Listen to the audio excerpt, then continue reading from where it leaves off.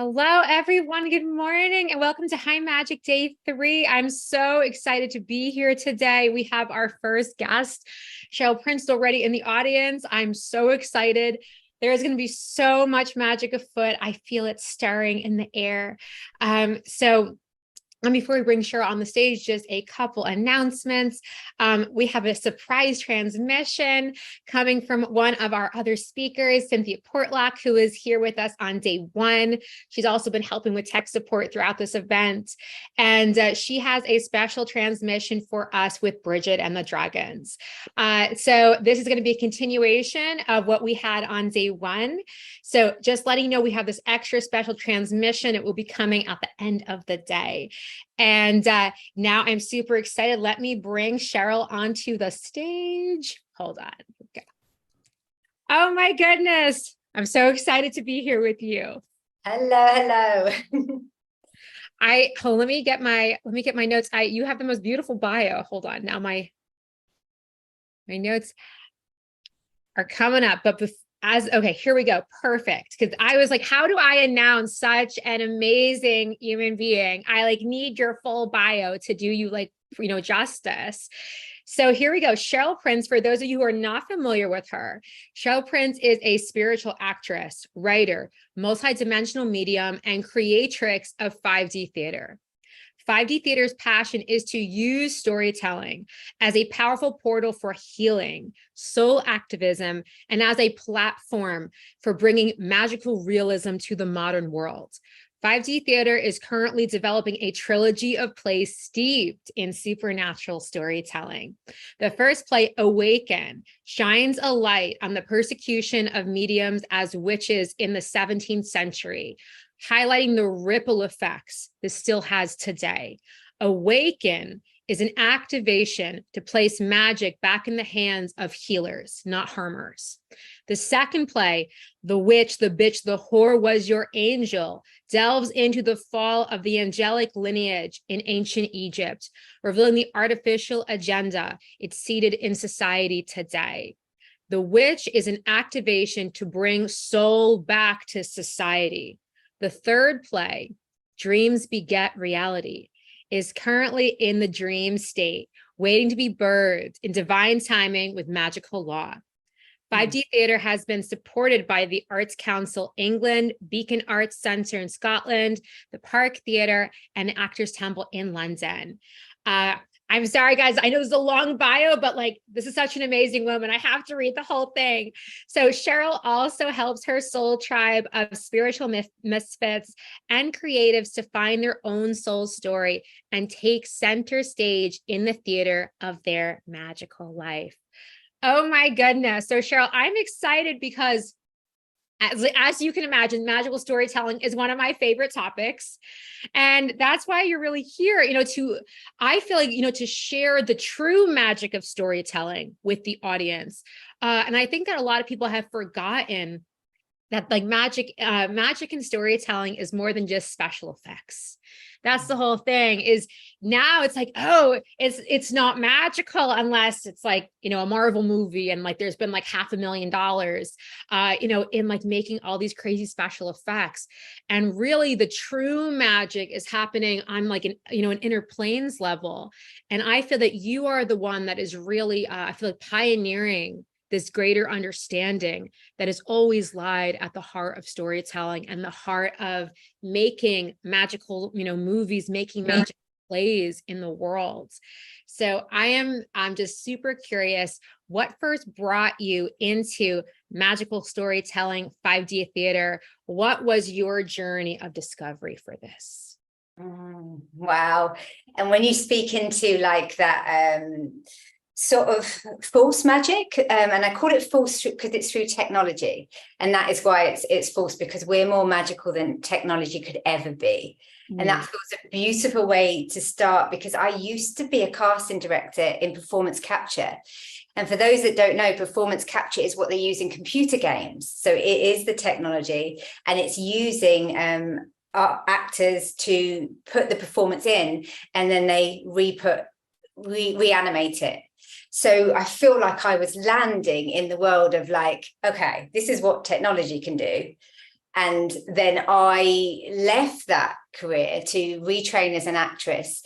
And at the time, I was trying to be a normal actress. I don't know why, but I just thought I'd be normal. Actress. There's probably not any, but I was just trying to be normal. And then everything, as soon as I stepped onto the portal, and that's why I speak so much about putting your soul center stage into what you need to do in life.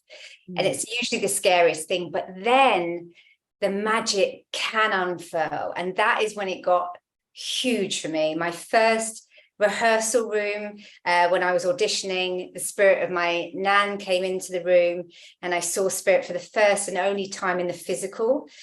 And I was doing light language with my hands. So it was an acting exercise as painting my name.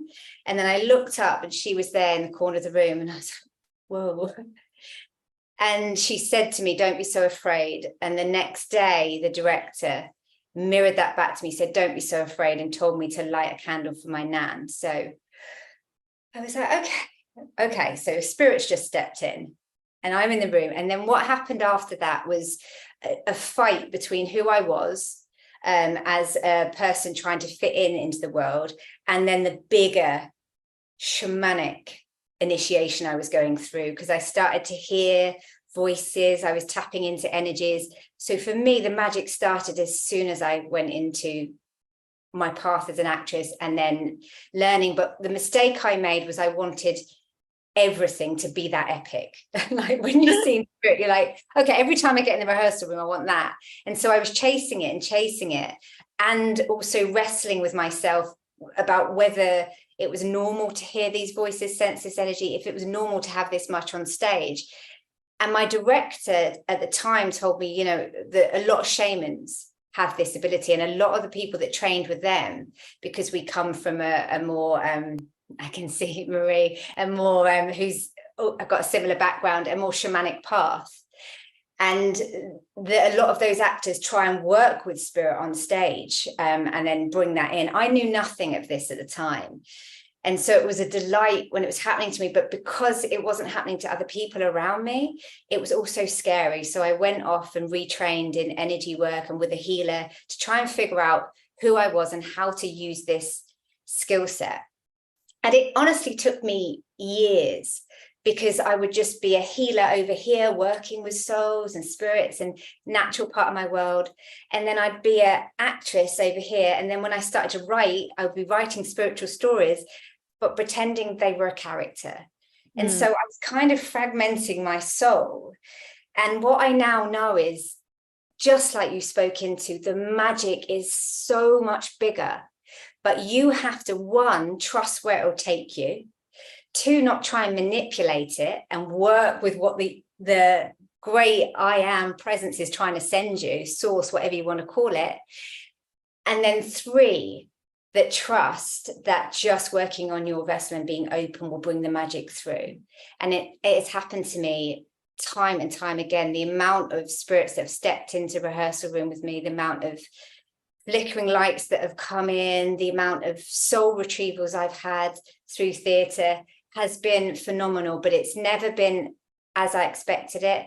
It's always been the unexpected. And I will say that my absolute passion now is to bring this magic, and I call it magical realism because I know that there's a genre out there in film and TV and in theatre called magical realism. But I'm like, no, honeys, that's not magical realism. I can show you what that is, because for many of us, and probably all of us here, magic is real. So it's not a genre, it's not a fit on. It's like, this is the laws of the universe. Magic is real. So how do we honor that in society and on stage and in ourselves? Because that's the important part. So I sometimes call it spiritual realism because of, you know, my trainings, but it's all the same thing. It's working with the divine essence. Yeah.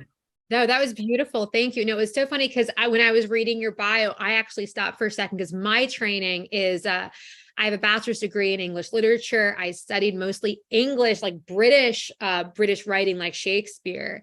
And then I studied, you know, my master's degree is in creative writing. So when I saw magical realism, it was interesting because frequency wise, I was like, this isn't, I could tell that even though it looked the same on paper, it wasn't. I was like, what is this kind of magical realism? And I love what you said, where it's like, that's not magical realism. This is. Yeah. And I love that. I'm sorry, I don't want to go on a literary tangent, but maybe there are some literary people here in the audience. It's just interesting because the stuff that you read as magical realism, it's almost like people are trying to be magical, but it's like they're putting on a mask. They don't really believe. Like they don't really believe in the magic that they're literally, when you work with words, you are working with the foundation of reality. You are working with, like, to me, like the most beautiful building blocks of creation. And yet I don't think the people who are doing necessarily magical realism in the traditional sense really understand how to harness the magic that is there. And I feel like what you are doing, it's like in full recognition of all of the forces in the universe. And that's why your storytelling is so powerful, because you're doing it. I feel like it's like an awakened storyteller. That's what I feel like you're doing. And I think that really part of what I feel like is, really coming through for us in the sacred space today is how we tell stories that awaken the masses. And to do that, we have to be these awakened storytellers in our own right. We have to be awakened to the forces of magic that are all around us. And like I said earlier, I really feel like you're one of the pioneers seeding this new way of not just like telling stories, but like you described your experiences as an actress. I think it's all different aspects of the performance arts. That's what I feel like. It's the directors, the writers, the producers, the actors, the actresses. How do we really create these? I always talk about stories of light, but now I feel like productions of light is the phrase that's coming through. And so I'm just wondering if you can answer, I guess, like what you think, what kinds of stories does the world need right now? What are we really looking for on a soul level? Oh, I love that, because when I spoke about my journey into theatre and the training aspect, but then what happened to me, and this speaks into your question exactly, when theatre shut down. So everything that I was moving towards and trying to figure out, it got stopped. And then I had a great reweave into what I really wanted. And the magical thing that happened is I started to think more about the audience than me for the first time. As an artist, I was like, oh yeah, how can I? And what happened was I put in my magical business plan, because everything that I do has magic on it to make it feel aligned, that I wanted to have my audience to have an activation, a soul activation. And the first play, because it's about witches, I wanted to meet an audience that remembered their past life being killed as a witch, like me. That's why I was writing the story, so that other people could feel supported. And I guess there was some frustration, like we said about magical realism, and that's not it. I was reading a lot of witch stories, and people were writing it, and they put the magic in it, like, oh, maybe she played with herbs and she did this. And I was like, no, that's not it. That's so much more than that. So much more of a silencing of the witch's true gifts, which was the healers today. And, many of us working in this field, like, we did more than that. And so what stories we need, because it's a soul activation, is the stories to remember who we truly are. So instead of those storytelling mediums to dull you down and to keep you in this 3D reality of what's possible, the stories are an awakening, a shakening, and an activation of, oh my God, that happened to me. I've had so many people walk away from my work going, I was sobbing because you gave me a voice that I didn't have.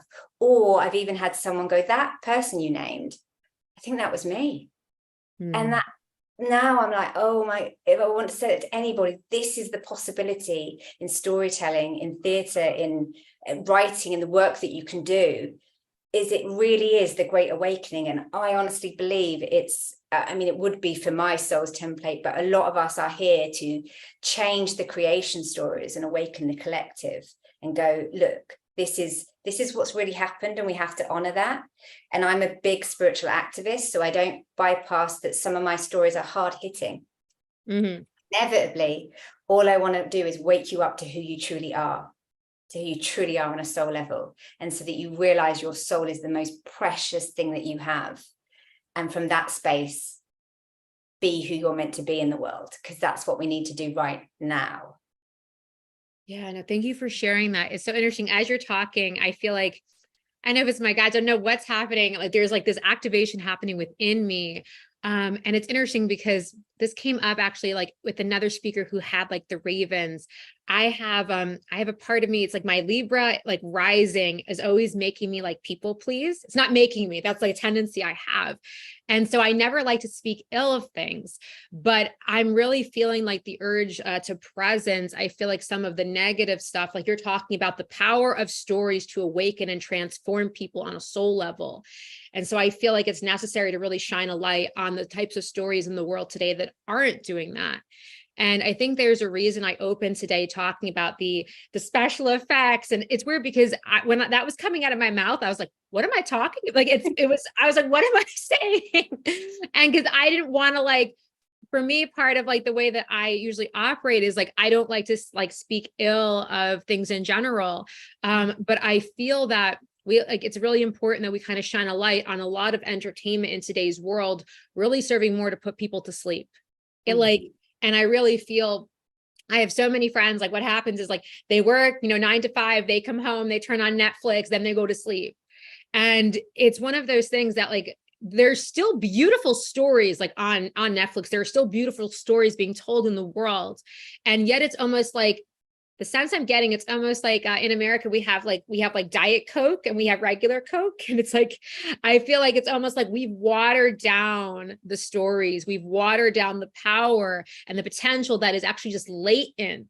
And that's why I feel like we need to have this new awareness about what stories can be. And there's a reclamation here. I feel like one of the big things for this event, High Magick, it's the reclamation of magic. And I think you and me together here in this space, I really feel what we're doing is it's like a reclamation of story magic. And I think that to reclaim that story magic, we kind of have to shine that light on the places that storytelling today is not awakening people the way that it could. So I'm wondering if you can speak to, I think like some of the entertainment industry today, the way it's actually working and operating for people on a consciousness level, because I feel like it's almost like for us to arrive at that place of like soul awakening, we need to really understand the way that we're currently experiencing entertainment when we go home. So hopefully that's not too long, convoluted a question. No, that's brilliant. I'm glad you spoke into it because I'm sure that I kind of picked a few cards before I arrived, and the first one I got was the death card, and the knight, and I was like, and I literally went, oh God, and there was a resistance in me to kind of speak into that, and then I was like, okay, let everything come through that needs to come through, because inevitably I felt the energy of love for what I do. So from that love and passion and heart-based storytelling, I think it's really important to understand what has happened to storytelling, because Hollywood is on sacred land. Hollywood is a magician's wand. Hollywood. So for starters, everybody knows at the top levels how powerful storytelling is. So that is an absolute. So every system we have in this paradigm, otherwise we'd all be floating in the higher realms having a lovely time, has fallen, which is part of the new earth journey. And even though you can have a look in so many areas, for me it's been very important to go and now look at storytelling and why it's so powerful, because I'm a storyteller, so I need to look at this medium. And the problem is, wherever there's a powerful medium, there is light magic and dark magic, or harmful magic and helpful magic. In everything comes back to the occult, whether people realize this or not. And the problem is that when you go home and you watch something, you go in the brainwave state of relaxation. So if I was to take you through a guided meditation, a shamanic journey, for example, you would go into that access point of deep meditation. You do the same watching screens. Okay, I'm meditating. And so whatever you're being fed, and subliminal messages is used as well, you only have to look into all the history of that. So you're getting reprogrammed. And I ask you to ask the question, and it's so heartbreaking to me because I don't really watch TV and film anymore. And that is my craft, I love it. And I only access like smaller amounts now. And I love what's happening because there's a lot of independent filmmakers and there's a lot of exciting things happening within theatre where people are being pushed to just make their own work. But I think the whole powerful paradigm needs to kind of fall because it is putting people in the sleep state. Subliminally, it actually knows that it can do that. And I'd ask anyone to ask the question, do you feel better after watching something, or do you feel numbed out?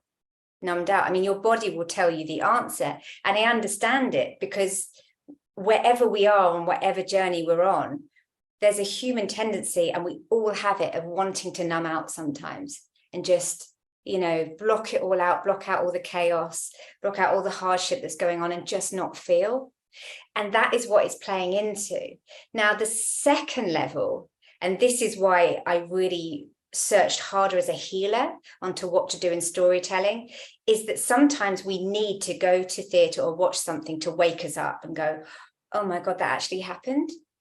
For me, it's very important to bring spiritual persecution into the awareness because it's very often not talked about at all in any film, TV or media.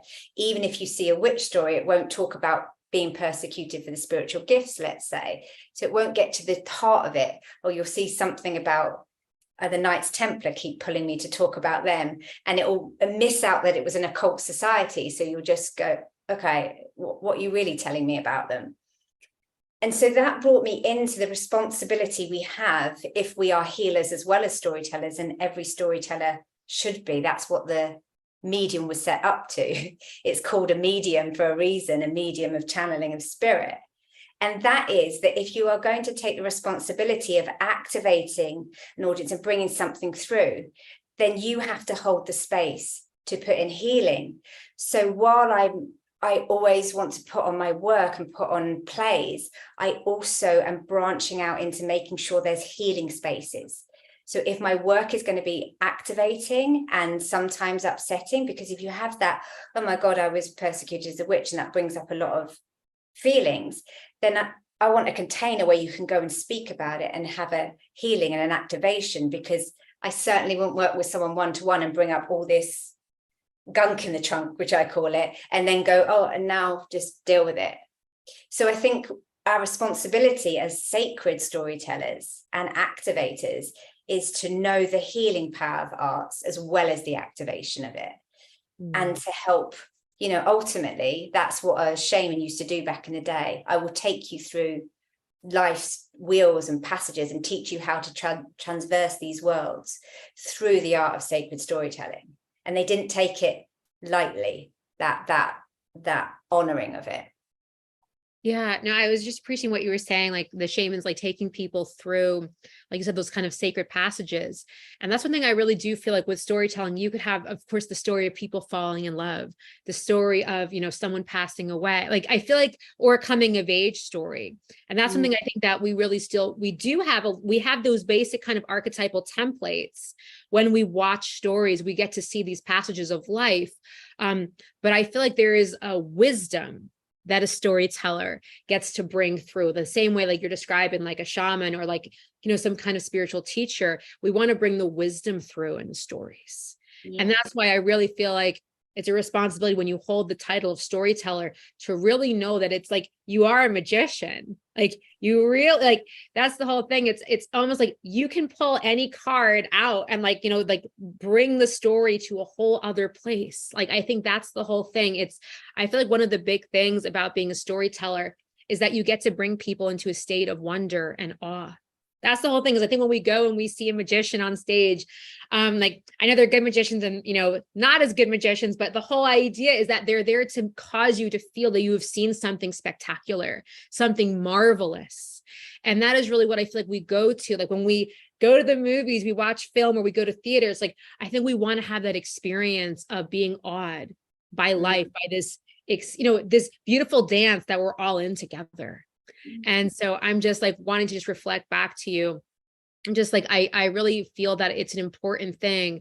Cause when I was in when I don't know why I'm kind of called to share a little bit my experience quickly. When I was in my master's program for creative writing, it was a Shark Tank. It was like one of those things that like even the teachers were trying to get us to tear each other apart. And I was just like, this does not feel in alignment. Like my soul, I can't bear this. And I actually had someone, I was telling like one of my classmates, I was like, I don't think it's like supposed to be this way. And my friend said to me, or not really my friend anymore, but at the time I thought they were my friends. And it was like one of those things, well, if you can't take the heat, leave. And I'm sharing this because that was like on a microcosm, and creativity to me is really something that's meant to feed the soul. That's the whole thing. And I think that as storytellers, we're also nurturers. I really feel like we are nurturing humanity. And I feel like this event, High Magick is like, it's funny because originally this is going to be like it is still very much a fun Halloween Samhain event, but it's very dear to me, this creation. And I really feel that like we've gathered during this eclipse portal, and I really do feel this about the activation of humanity on a higher level. And I feel like that activation is incomplete without discussing storytelling, which is essential to the human experience. Like, can you imagine what it would be to be alive and have there be no stories? You can't, because they're to me, it's like part of the fabric of reality, part of being alive in form is the art of storytelling, is experiencing the beauty of a song, the beauty of a tale. And I'm sorry, I'm waxing a little bit, but Cheryl, I wonder if you could speak, because you mentioned that you pulled the death card. For some reason, I also feel called to ask you to speak into your love of stories. It doesn't have to be a big answer, but I want to bring that love into this space, because I feel that like when you speak your love into this space, it will ripple out. People will feel that. Oh, it's interesting. You just did you see that? Oh my God. That was so funny. I'm sorry. I don't know why I let. Did you see you muted? That is so what just happened? I'm sorry. I don't know what just happened, but I think that was very interesting. Something do you know, it's been happening a lot, like lights have been going and the muting. So yeah, so I'm going to take a pause because I'm going to speak about storytelling and death together. Because I think it's very important that they weave. And the reason I'm going to do this is because stories, more than that, need to be heard. So thank you for switching me off to put me into the herd. And often the story that isn't being told, like you spoke earlier about, oh, if somebody, the death passage and people falling in love and all of that.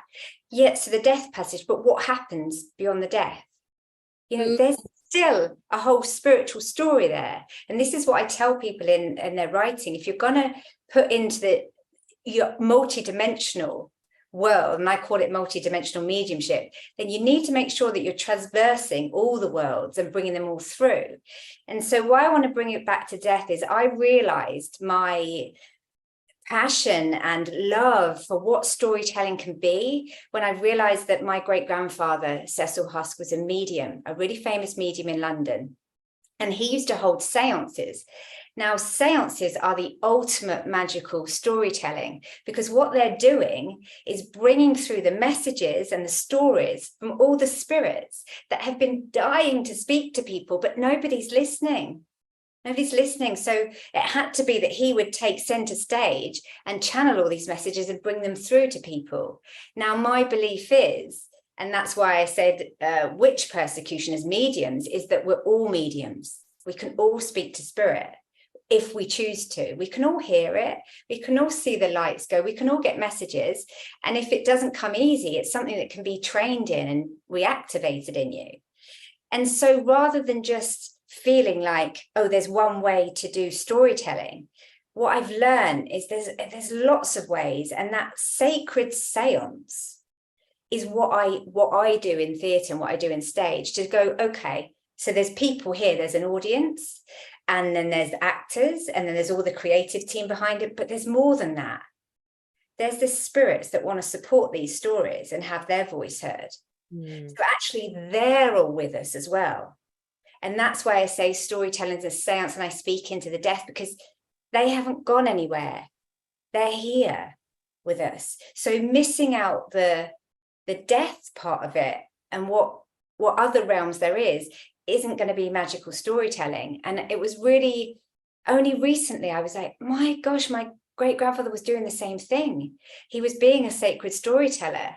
And he used to sing, because he was in an opera company before, a traveling opera company. So he sing at the start of the seance. And by the end of the seance, everybody would be hearing voices and song and spirit.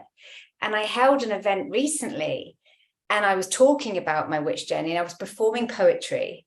And then at the end, I did a shamanic journey, and everyone started to hear singing. And they were like, how's that happening? I can hear voices, I can hear singing. And what was beautiful, and I didn't expect it, was that I'd stepped into what my great-grandfather was doing. I was storytelling. And then suddenly healing and voices were coming through. So everybody got to experience what I was telling them my world was. And they were all freaking out. And I was like, I was telling you a story about a witch. What did you expect to happen? And so I think that's, and that's my absolute love that I want to speak into, that it is so much more magical and bigger than you can think is possible. So please don't let your mind drop at the current paradigm of storytelling, because really, we can have a spiritual awakening, a soul activation, a healing. We can feel into spirit if we're accessing the right stories. It really is that big, and that is the movement I'm moving forward. And then lastly, I want to say about what you said about jumping into the forum and it being like dog eat dog mentality. And I come from the industry, I come from casting, I know that world, I come from that in acting, and I don't buy into any of it. And part of my love is to put these plays up that I honor my soul story, so it can speak and be performed and channeled through me. But the other half of my love is to bring my community forward, the spiritual storytellers, the soul-based leaders, and help change the movement. My passion particularly is theatre. And I'm always told, you can't do everything, Sheza. And that is not just me, it's the whole collective I'm trying to bring forward, so that we can all change the paradigm of theatre or TV or film or books or whatever magical storytelling you are. And because I think it's important that we rise together.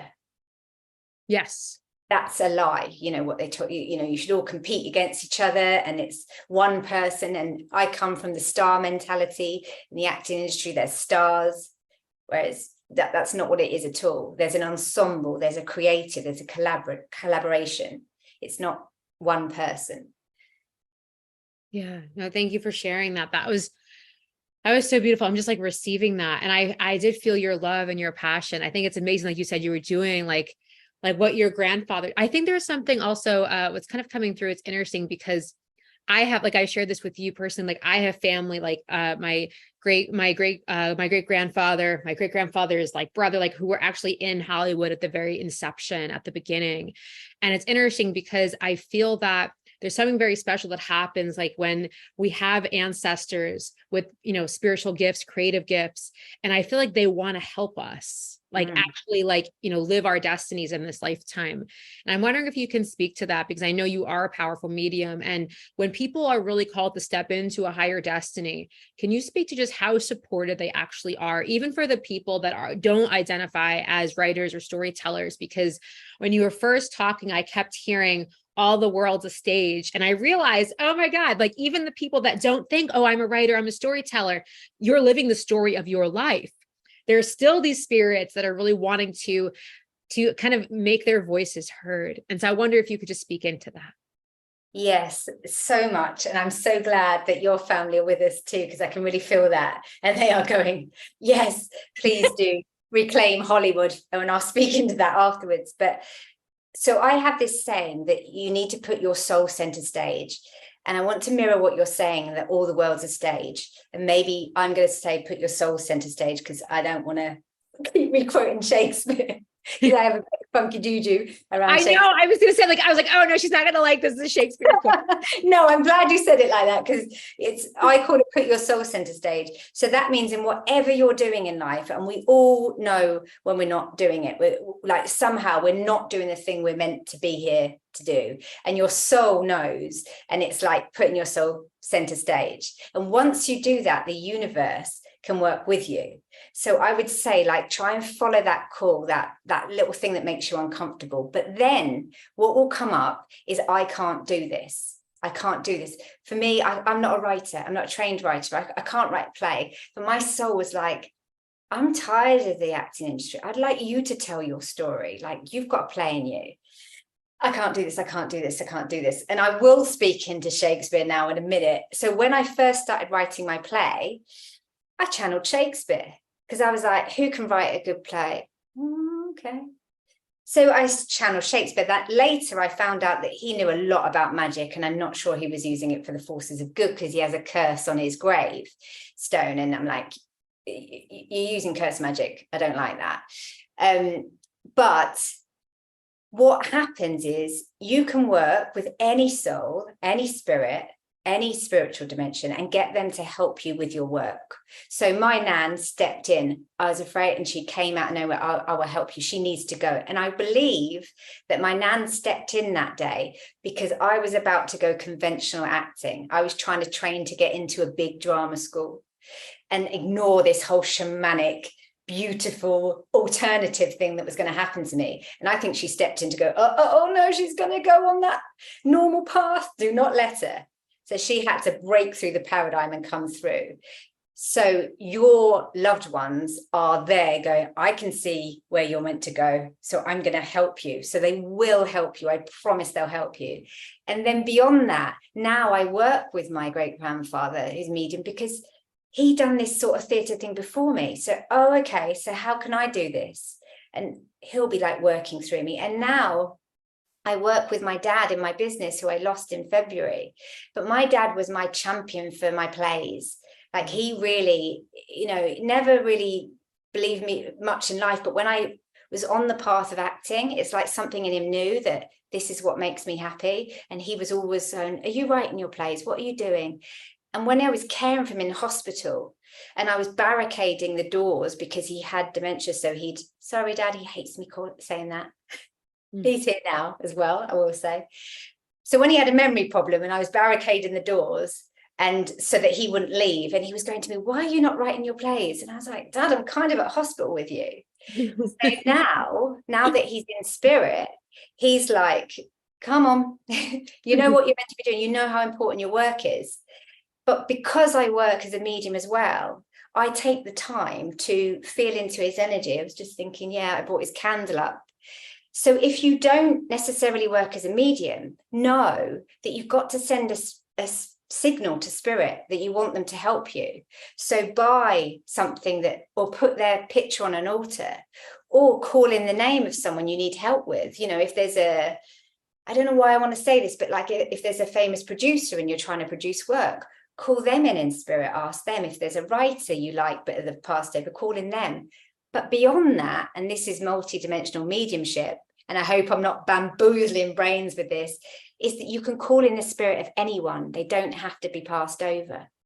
So if there's a mentor out there that's working in the arts, if there's a healer out there that's doing work that you want to do and it scares you, but you're brave, ask their soul, can you come and work with me? Honor it. You've always got to ask, and you might get a yes or a no. And we're multidimensional, so you can start working collaboratively. Sorry, that's when I'm channeling too many messages. It goes whoop. Oh no, it's okay. Don't worry. I love that. That's the word you got stuck on, because High Magick is a huge collaboration. And that's the whole thing. It's like, I know that spirit called me to put this together, but it's interesting because it's all of us, like you just described, it's all of us standing together. I feel like actors or actresses on stage. I feel like the show is, it would be a beautiful show with just one person, but it's a magnificent show when we all stand together in our lights. And that's really what I feel like. It's like, I think that acting, theater, I really feel like it's a model for the world. That's the whole thing. Like, think the end when we all like gather together and take a bow. that kind of feeling of unity, oneness, coming together. I just feel like when you watch a play, like, I just feel like that is the world could hold that frequency. Like, imagine if we held that frequency every day when we just walk down the street, that feeling of oneness, unity, togetherness.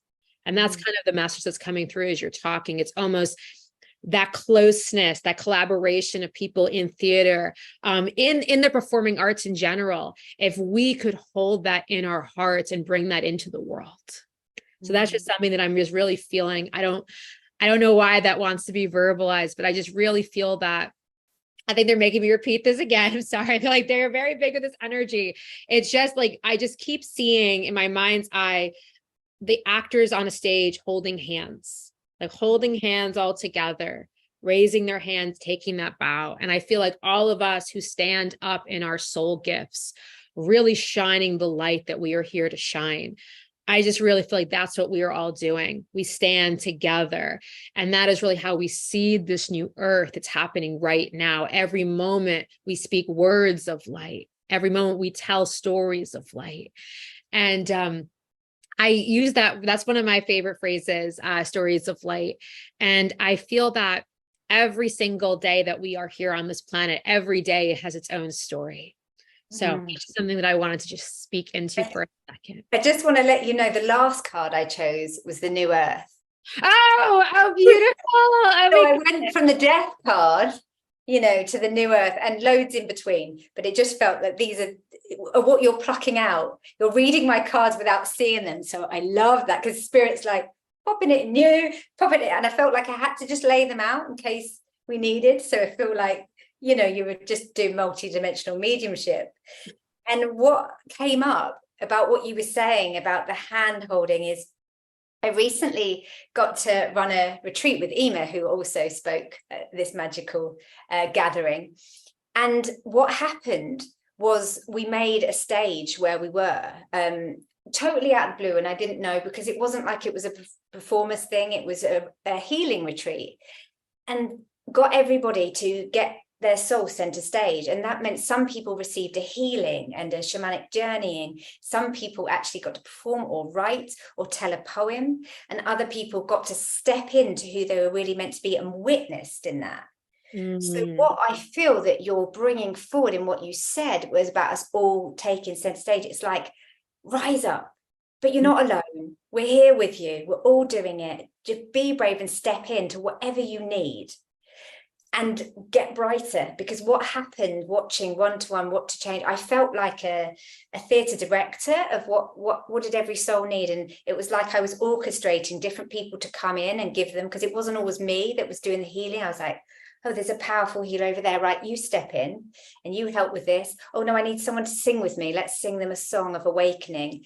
And oh, use your poem. Or so we were gathering, someone was playing singing bowls. So it really was sacred theatre. But everyone was getting an activation to who they truly was. And they were walking away with, oh my God, this is what I actually want to do. This is who I should be. And in that, if we all step in and all help each other with the hands up, you're supported. Spirit's trying to support you. And I had one moment I had to speak into about the hands, because when my nan stepped in the rehearsal room, I actually physically felt her hand on my back saying, don't be so afraid. And I had this moment where I was guiding Ema through her poem about the witch wound. And then I put my hand on her back, and I thought I was going to say, oh, my nan told me not to be so afraid, don't be so afraid. And as I lay my hand on her back, her dad stepped in and said, I've ordained this to happen, because she won't physically feel my hand, but through you, she'll feel the hand on her back, the support that we have. And so I said to her, your dad's here. This is his hand. And she just started to sob. And we both had this like tremors. But until I put my hand there, I didn't know that's what was coming through. And so that feels very much like stagecraft in our life. We don't know what's going to happen. We can't plan the scary things of stepping into all that we can be. Take the step, because it will feel like, oh my God, am I falling? I don't know. I can't do that big thing. Step in, and then you'll get the hand someone will appear, spirit will be like, oh, I'm here, I'm here, I'm here. And so that feeling of us all like holding hands on a stage is a brilliant thing for everyone to keep revisioning. Whatever you're doing, you're not doing it alone. We're all there on the stage of your life going, what do you need? What do you need? And then let somebody step in and help you and give you a hand. Yeah, no, thank you. Thank you for that. I almost started crying the thing with Emer's father. Was so beautiful. It's interesting because I've heard her speak of him before, and I feel his presence too. So I think that he's such a beautiful soul. Yes. Somebody said that yesterday in a witches circle. Your dad's been speaking to me. He does that. He goes, and that's what I mean about spirit. It's like it turns up in the ways you wouldn't expect. Yeah, no, absolutely. No, I think that's interesting. I think my guides are prompting me to share just like a quick story. It's interesting because one thing that I really feel like your message is, it's almost like I think there are so many people that they feel like they have been forgotten, that their dreams, like nobody knows this dream in my heart. It's like, it's going to die in my heart. You know, like there's like, I think a saying like, you know, don't die with your music still in you. And I feel like on the other side, they know all our dreams. That's the whole thing, is like, we think that we're alone, but we're not. Like, and I know like people, I know most people who are here watching the summit, I know that you are deeply supported by spirit, but I think that sometimes we need that extra reminder, just like how supported we are in our big dreams. And it's interesting too, because like I mentioned, I have the relatives who, it's actually my great-grandfather's brother, like all this beautiful stuff. Like they were there at the beginning of Hollywood. I won't go into the whole story because that's not really what I'm guided to do. But I will say that, like, I think I am supposed to say like, you are meant to say something. yeah, I was gonna say, oh no, well, what I want to tell is the nice part of the story, and maybe I'll tell like the not as good part later. But it's like one of those things that I was 2 Christmases ago, my grandfather on my mom's side, so not related to the people that were in Hollywood about 100 years ago. My grandfather was like, I want to watch this old movie that I've never seen before. And I was like, what movie do you want to watch? The Bishop's Wife. Starring Cary Grant and Loretta Young. And he's going on, I don't know, I like Loretta Young. In my day, she was one of my favorite actresses. And I'm like, okay. Like, and it was funny because all winter, my mom had been saying, you know, this movie on Netflix, The Bishop's Wife, maybe we should watch this. And I was like, what is, and my mom, I think, asked me 3 or 4 times to watch this film. And I just, for some reason, had such a resistance that I couldn't explain. But I was like, I like Cary Grant. I don't know why. I just don't want to watch this movie. And it was Christmas Eve. And finally, it was like my mom, my grandfather were both like, yes, let's watch this. And I felt something in my soul surrender. It was like, okay, I guess I'll watch this movie. And so The Bishop's Wife, it starts playing, you know, like all the music starts, one of those old black and white films. And then at the top, it's like screenplay by, and this is my grandfather's brother, Leonardo Bercovici. And it was like one of those things where it just came across the screen in such big letters. And I saw that. And it's like my heart caught in my chest. It was like one of those moments where it's like, I felt him there. And I just knew that my guides had been trying to get me to see this, this remembrance of like my family, to kind of reclaim those storytelling gifts on a bigger scale. And it was so funny because I'm not kidding. My grandfather fell asleep 10 minutes into the movie. My mother kind of left. So in the end, it was like for me to see that, for me to watch that. And, I mean, like, it's a beautiful movie. If anyone wants to see it, The Bishop's Wife, I think it actually won, I don't know if it won Best Picture, but at least won Best Screenplay that year. It's like, it actually was a really powerful film.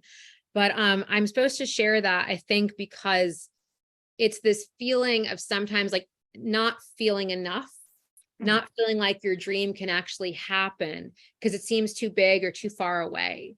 And I think that spirit never stops showing us like different signs, even when we are resisting, because if spirit believes in our highest destiny, spirit believes that we really are the ones here to create the new earth together.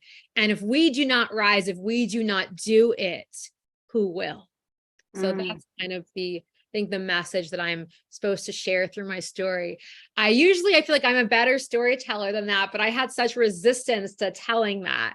So but I wanted to share that at the end of that retreat that I just spoke into before you shared your story, and this is why it's so beautiful, I looked up and I was channeling songs, which I don't always do.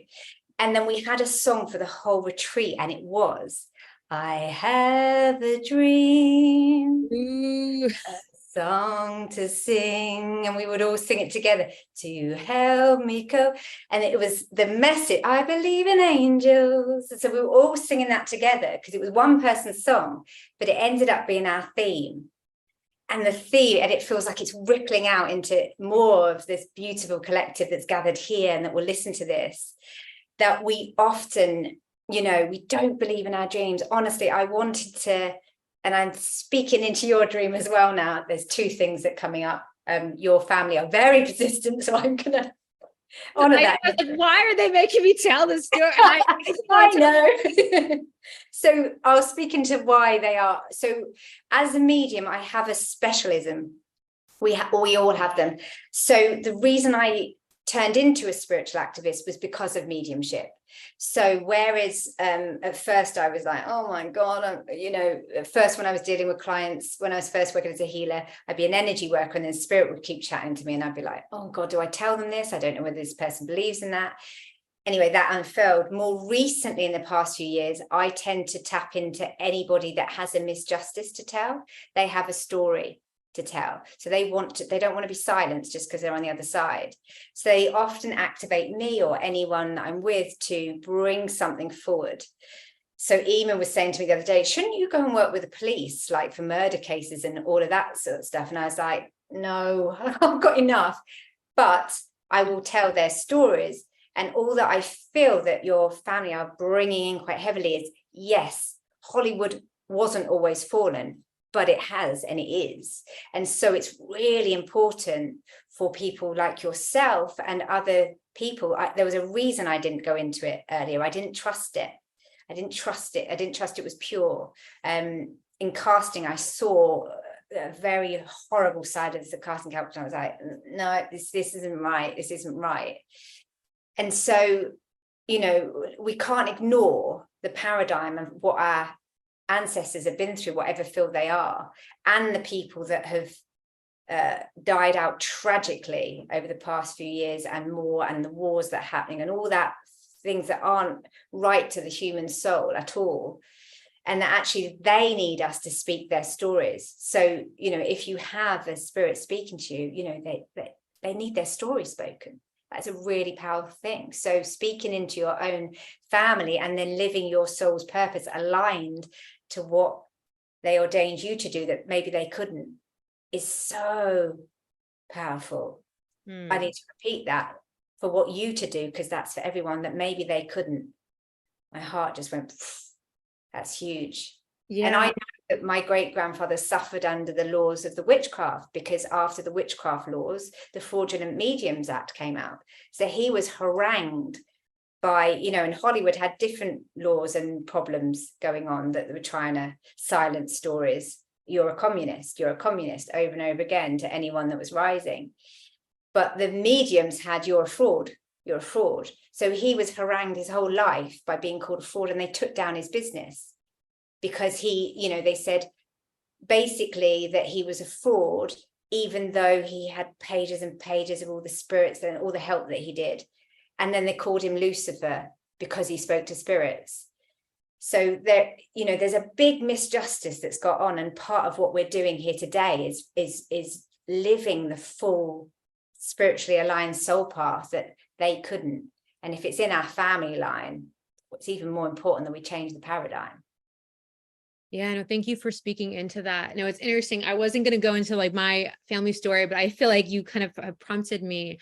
It's interesting. I do feel called to speak into my family story. I'll do it very quickly, but I can say that my family was really there at the inception of Hollywood. Like I said, my grandfather's brother, Leonardo Bercovici, wrote like The Bishop's Wife. And Leonardo also had, he had a wife that I think they went to a lot of fancy parties, and she was friends with people who were communist sympathizers. And this was around the time of McCarthyism. For those of, the people who are here who are not from the United States, this was a period in time when anyone who had communist ties or communist sympathies, you lost work. You were not allowed to work anywhere if they found out that you had any ties to communism, period. And so what ended up happening is somehow, like, this is very similar to the witch hunt. It was found out that my great uncle's wife had these like communist friends, or again, I don't even know if they actually were communists in truth. And so every single person in my family was blacklisted from Hollywood. For about like 30 to 40 years, nobody could get jobs. Nobody could work. My grandfather was also a writer.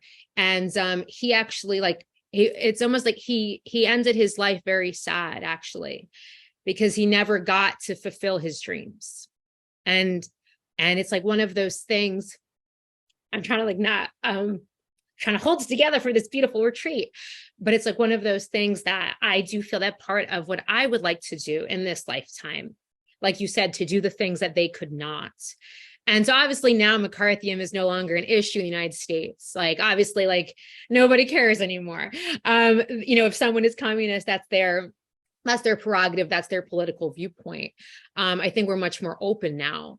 But at that time, so it really was, like you described, Cheryl, the witch hunt. It really was that kind of tearing away of something that was not fallen, like people who were creating stories in integrity with great love.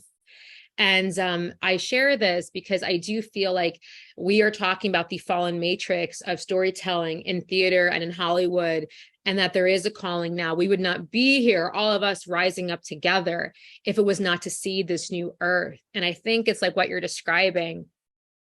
We have to kind of go forward, even with all the stuff that's happened in the past. And to me, like, one of the things I really felt for this retreat for High Magick is that this is a cosmic reset point. Like, we are in this eclipse portal, and I really do feel that we are taking our stories with us. But I really do feel that, like, my intention for this event is that everyone here go forth reborn. And it's interesting too, because I had a speaker on yesterday, it was my first speaker, and we were just kind of talking about like kind of some of the heavy stuff going on in the world. And it was interesting because this speaker, I had to meet her really early in the morning because she was actually in Egypt, and that was the only way we could make the time work. And so all of a sudden we're talking about these kind of more grim, like challenging, topics. And all of a sudden I see the sun rising outside, and I hear that so loudly, like in my ears, I hear my guide saying, "The sun is rising. The sun is rising." And it was weird because I spoke it in that moment, but I feel like the urge to repeat it now. The sun is rising here for all of us. And I think that's one thing that's universal in humanity. No matter how down things are in our lives, no matter like how low we get, that seeing the sun rise, that is a simple joy that all of us share. That's one of the things that makes us human. And throughout the ages, throughout time, has always given us hope and the belief that there would be a new day, a new chapter, a new era. And that is really, I think, one of the messages I want to bring through. And Cheryl, I'm wondering if you can kind of add on and speak to that, because I think that, you would really speak to it in a very beautiful way. Yeah. So I'm getting the urge because of your beautiful honesty. Thank you for sharing that story. It's so important for you, and that's such a gift. We were there at the start of Hollywood. I can just feel your family repeating that. And I want to say, honestly, my own story, I couldn't work in theatre for the past few years. I was not allowed to. I won't say any more than that, but it's probably obvious why. So I wasn't allowed to work anymore. So the witch wound is very real because I'm a healer, and I have a different way of seeing spirit and soul, and that activism of what's coming through about what's really happening on the planet. Because yes, the agendas have changed, but the agendas are still there. They haven't gone anywhere. They're still there behind all the systems. This is why it's important that we do what we do. And there was even a time when we were not allowed to look at the sun, recently and anciently, where we were banned. So that's quite a powerful thing to know. And that because I couldn't, and it was about like, do I want to keep my integrity? And I feel like your family are really echoing this back at me, and my own great grandfather. Do I keep my integrity and what I bring through? And I want to mention, in case people don't know about the medium Helen Duncan, who was the last woman tried as a witch under the Witchcraft Act, but also a medium, more importantly. And the reason that she was tried is because she brought the truth through about the war and about a ship going down.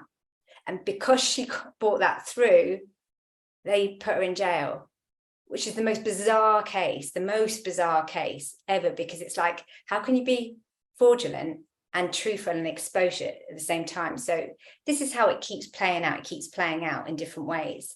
And what happened when everything crumbles and you lose everything? And for me, losing theatre was like, you've just taken my love away from me. Like, what do I do?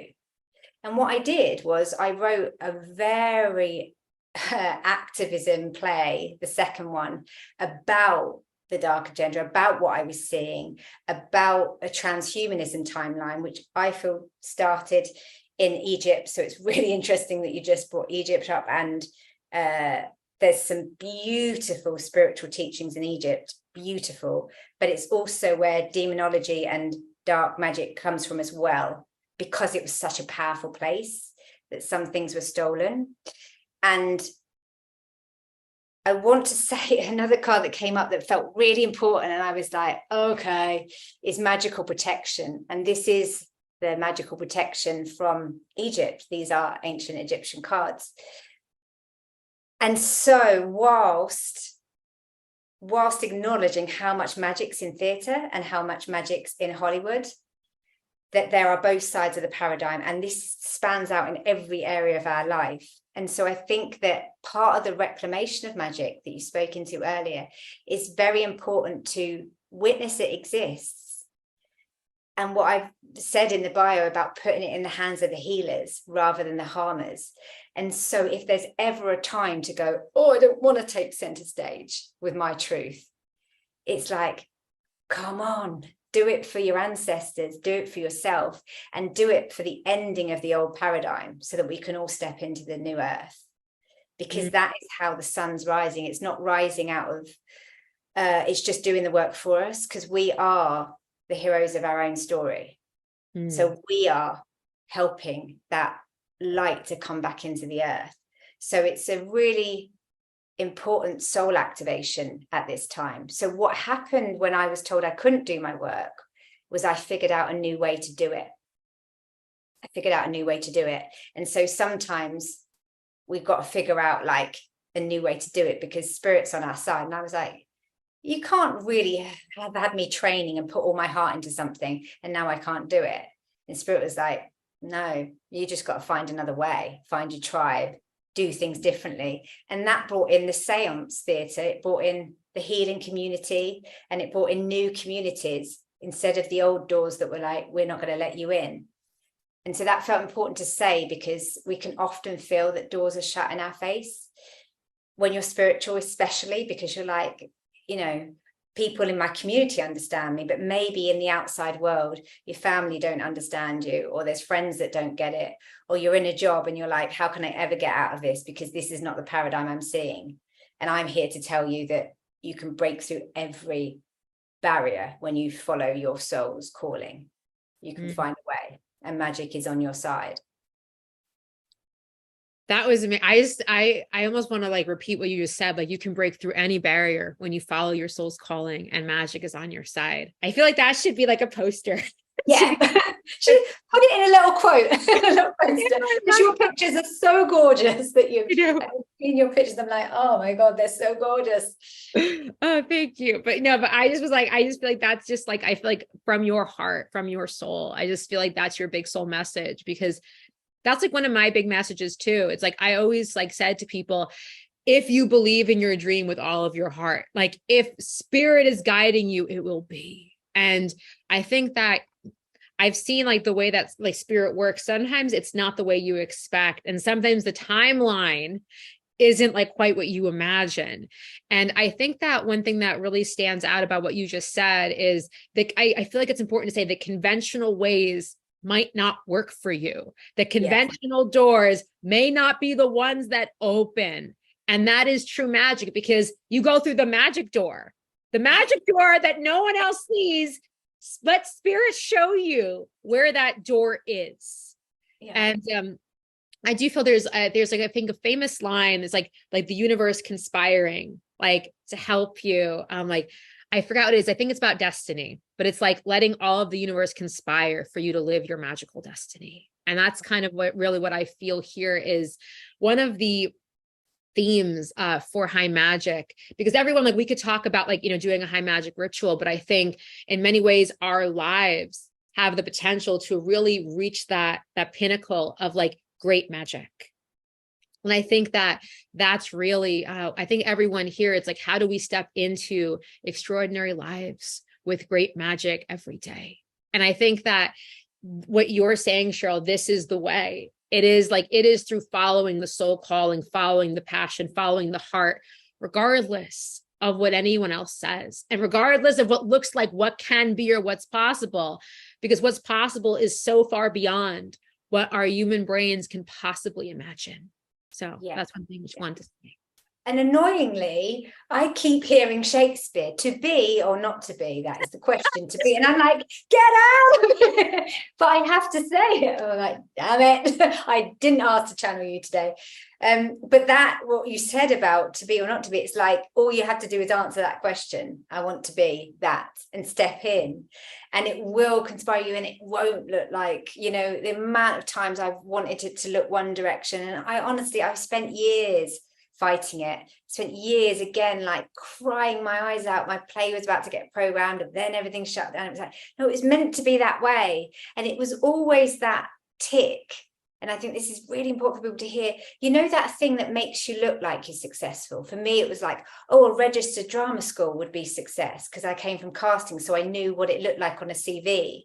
Or, if that theatre programs me, oh my God, the Royal Court, then I'll be a successful writer. And it was always like the things that were like, okay, that would go your success. When Spirit was going, now hang on a minute. We're going to have you channeling spirits on stage all the time. This is what you're here for. And like when I share my story, sometimes people are like, oh my God. And I can tell that they're wishing that Spirit would come in and chat to them, or that they were soul retrieval on a stage. But let's remember, this wasn't what I was setting out to do. It was Spirit going, we're going to send you in a brand new way, and never what I expected. So I can appreciate looking back on it going, oh my God, that was pretty epic and magical, and it still is. But my human self was always walking towards what was more conventional, which feels ever so sad, but I feel like we're programmed to do, that is success, and that's not.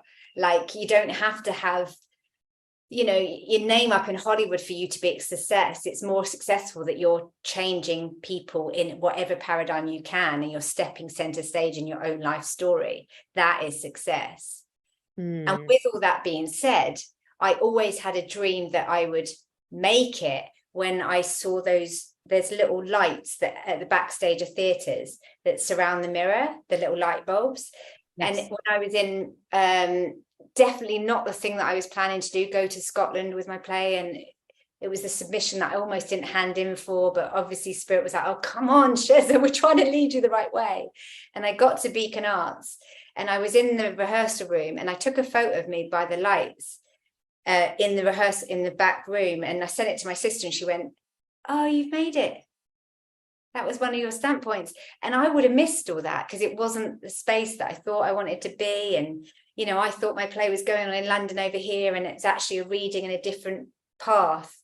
So yeah, please don't give up on the journey. And please, if you can, and I was never good at it, it's always my work, but don't set it has to be this way.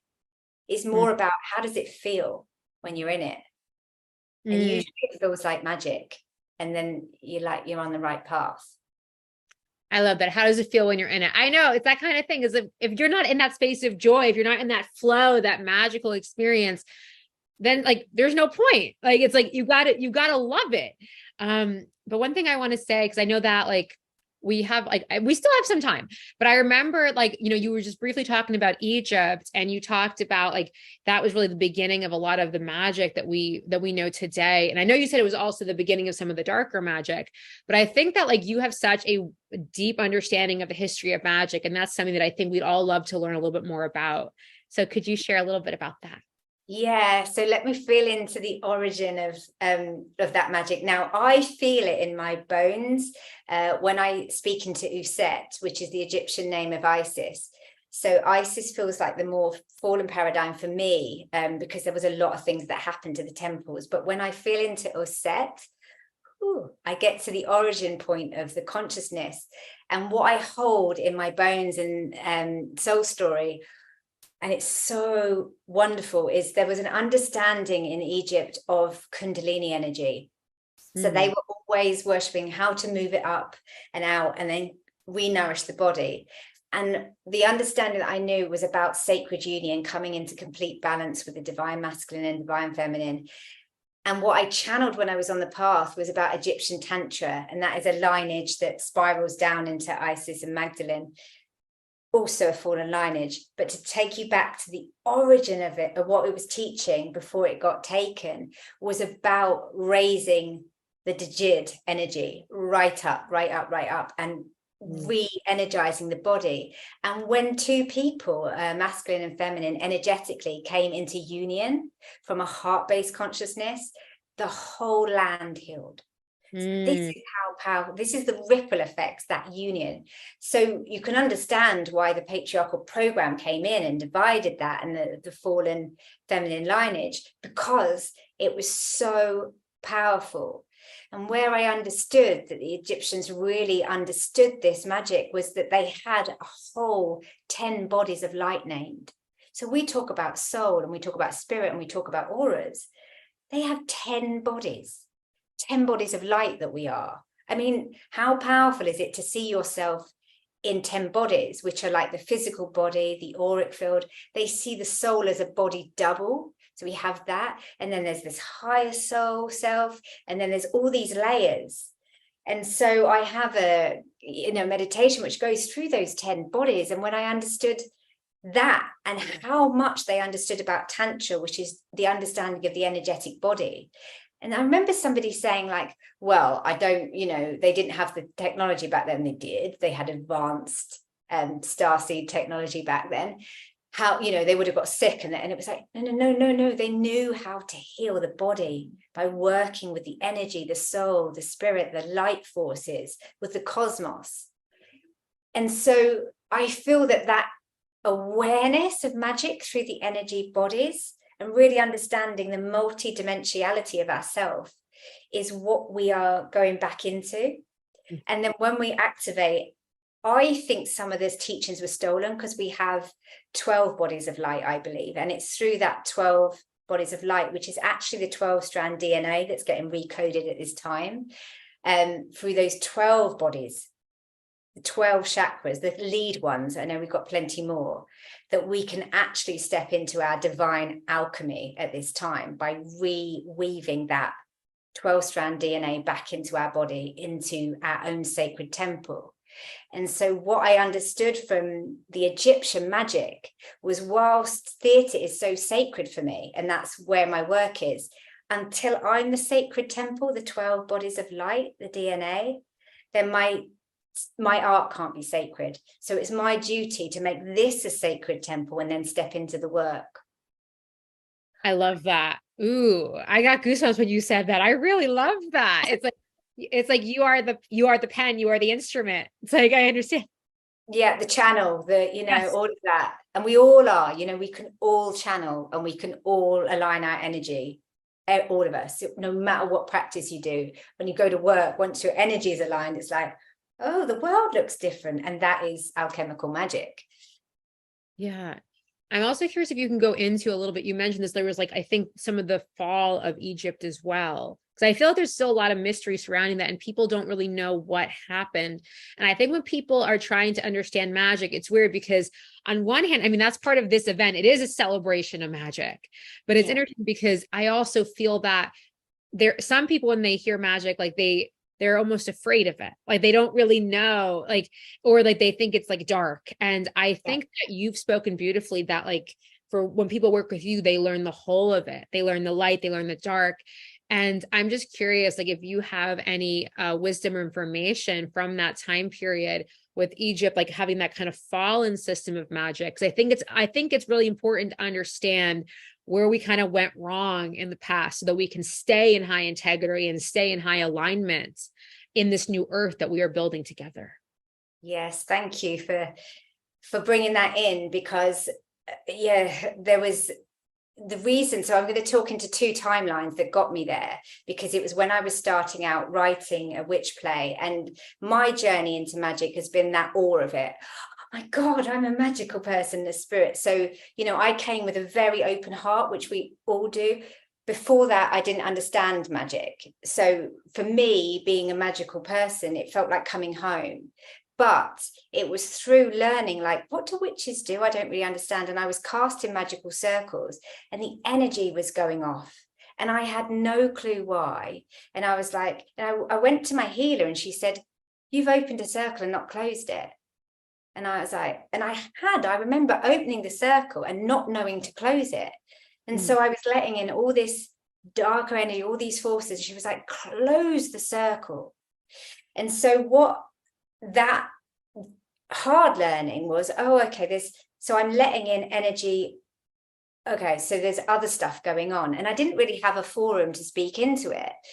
And then it was Egypt that really woke me up, because as I was getting initiated into priestess stuff, and I trained a lot with Akara Sophia, who's also been on this magical. Oh, yes. Yes. So it was waking up loads in me, but there was a lot of trauma coming in, and she spoke into that. You'll find a lot of trauma in the temples.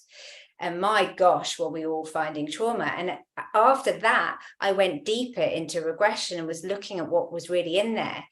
And I can't, there's loads of different trauma. And there's two big things, and they come up for me and a lot of people that I work with. When I spoke about Egyptian Tantra being stolen, the most fallen part of that is a sex magic. And Aleister Crowley and magicians like that talk into that. And that's to do with torture and debased. It's not for the union and for love. It's a fallen consciousness, and it's fallen really deep into our society today. And I don't want to say too much about that, but I think it's quite obvious for a lot of people that have gone, okay, that's sex, dark magic. Yeah. So there's that happened in the temples, and that led to a very destruction of the human soul, because it's not natural to the human soul to do that kind of non-consensual sex. That's not natural. And then there was the transhumanist agenda. And what I mean by that, had to surmise it quickly, is taking. So a lot of shamans and witches and healers talk about soul retrieval. They don't realize that there's a technology to traumatize the soul and then take it. And so if you remote view Egypt, which is kind of like a mediumship way of going into the realms, which a lot of people can do and don't realize, is that you can see, oh my God, there's a fallen paradigm, because as much as they had advanced technology, and I don't believe it was the Egyptians, I believe it was a star consciousness coming in and harvesting a fallen one, using this technology to take the soul's essence. And the only way that plays out is anything that's not serving a soul, your spirit, and needs a soul. Artificial intelligence, for example, needs to harvest the human soul and spirit. It needs your consciousness. It needs your coding. It needs your algorithms. It needs all of that. That's a simple way to put it. But it was seeded in Egypt because the technology was so advanced. So it was taking and harming souls, which also happened to the witches. You tortured them before you killed them. And then you take the soul's consciousness. So that's a very brief summary. So I want to say how to work with that in case anyone feels that. And that is, know that your soul is the most precious thing that you have. So honoring it, listening to it, building a relationship, and understanding when it's like, that is not good energy. That means there's something wrong. That means there's either an energy come in, some kind of energy attack, something's off. So when you know that something's off, you know that something's off. So the biggest thing to, some of the work that I do one-to-one is entity removal and energy removal. But what I really encourage everyone to do is to really know their own soul and their own energy. Because as much as we can have spiritual guidance and all of that, sometimes that can be trickster, and that can be like false light gods. And they have that technology to plant that into you and to make that appear. So yeah, that's why I kind of say that your soul is your most precious commodity, and it has been harmed, and we are on the process of healing it, but reclaiming that you are a super soul. So you're beyond the harm, your higher self, your monadic consciousness, and keeping a relationship with that will always keep you on the right path, rather than that left-hand path of magic, which they try and pull all the beautiful light workers in. And they've tried to pull me in plenty of times, but now I'm like, I know what you're about. I do not consent to you taking my energy, harvesting my soul, or claiming my light. My light's mine. You do not. Yeah, no, thank you for sharing that. I have a couple of questions, but I'm just curious. You said that you've had different people try to like take you into those kind of false lineages. I'm just wondering if you could just, without going into necessarily too much detail, for people who are listening to this, who like, they are wanting to go deeper into magic, how do they know that there is a system that's in integrity? How did how do they, I mean, I know you said it's like how they feel, but like if there's something that, like you said, is like not in that space of integrity, how do we like, kind of tell people like signs to look for so they don't go down that path? Like that's kind of, I just feel like everyone here, we talk high magic. To me, it is high integrity. And that is one of my holy intentions for this space, the highest of the high. And that is something that I feel like that's part of our reclamation of magic, is reclaiming magic for the light. And it's like, and like for God consciousness. And I really feel that that's part of what, why I think like you being able to be a voice of discernment for people, that might just be very helpful for them. Yes, thank you. And I think so. I've got a really simple practice that anyone can do anytime. And I've been teaching this on my course, but also today in a soul retrieval session. So if it is like a physical speaker, like, spiritual people, even without knowing it, can give off information and be channeling the false light and not realizing it. It can be in spirit. If you sense into spirits, it can be a false, they even talk about, and I've experienced this with my dad's passing, false entities trying to take him not to the light. And so I had to do a lot of spiritual rescue at a high level, which I didn't feel ready for because I was in grief, but I managed to do it. And it makes me like go, okay, this work's really important. So the easiest way to just figure out, one is a frequency thing. So feeling, and does this feel off? Sometimes it won't even feel off. And that's when it gets a bit confusing, because it will seem like, so say it's a loved one that appeared and you've got an association of love with them. So you go, that's nice. Or it can be like Mary Magdalene or something like that. And then you go, this is pure. And you're channeling and you're like, okay, but ask again, like ask your highest soul self of 100% pure light and love. Is this being pure? And then ask for a yes or no. Keep it really simple, because the head will get involved and go, I'm not sure. Yes or no. And you will get a clear yes or no in your body. I feel it in the body. So usually when I get a yes, it's like the heart goes, ah. And when I get a no, it's like a sinking feeling. Some of you, that's if you're clairsentient, but if you're claircognizant, the clear knowing, you'll just go, oh no, straight, oh my God, that was easy. Some of you are like visual. So use that, can you show me a yes or no? Or you can hear it, can you tell me it? Because you have these supernatural senses. So keep it really simple. And I do that check-in with almost everything, but it happens so immediately now. So I just turn things off. I go, I'm sorry, but no. And it makes it, I guess you kind of streamline your path. And I'm not saying that, there's lots of people working with that. But what I do know is the false light feeds into everything, and especially at the top level of powerful paradigms and the elite systems. They get more targeted, more attacked because they understand magic. I mean, it's no secret societies shouldn't be kept secret. Why are they secret societies when enlightenment's meant to be for all? So it means that they're taking the wisdom and the magic and hiding it away from the rest of society. That's not right to me. That's not right. Magic is for all. Enlightenment is for all. And so that's the consciousness that we're dealing with. But it is that simple to go, if you're tapping into something or you're learning from someone or you're listening to something, that yes, no, yes, no. And if it's a no, that it's a yes, that is a false light being, and disconnect from it and set that. So command magic, that's the one last thing they want to remind you, is really important. So a spell is something that you can't see, but if you can feel into the frequency and it doesn't feel right, command it, no, I disconnect. I do not want to work with that energy. So you can either switch someone off, move away, or completely cut the cord to it and say, I do not consent, because the law of natural magic is we have complete free will. And that's the most gorgeous thing. So I know I talk into like the fallen paradigm, and sometimes it's unsettling. But the reason the witches were really killed, the healer witches, the cunning folk, and you can read it all in the books of what they found, was they had the protection spells. So actually what they were doing is what I'm speaking into now. They were going, okay, so there's all this different realm of spirit, and in our society, how are we going to protect the people? And so that they knew about high magic, low magic, and fallen magic. And it's even in the terms, there was, natural and demonic magic. So it's always been out there to work with more fallen magic, but you can always not consent to it. And I think that's the gift that the cunning folk witches brought back to me. And I want to say thank you to all of those witches there. We were always protecting the people.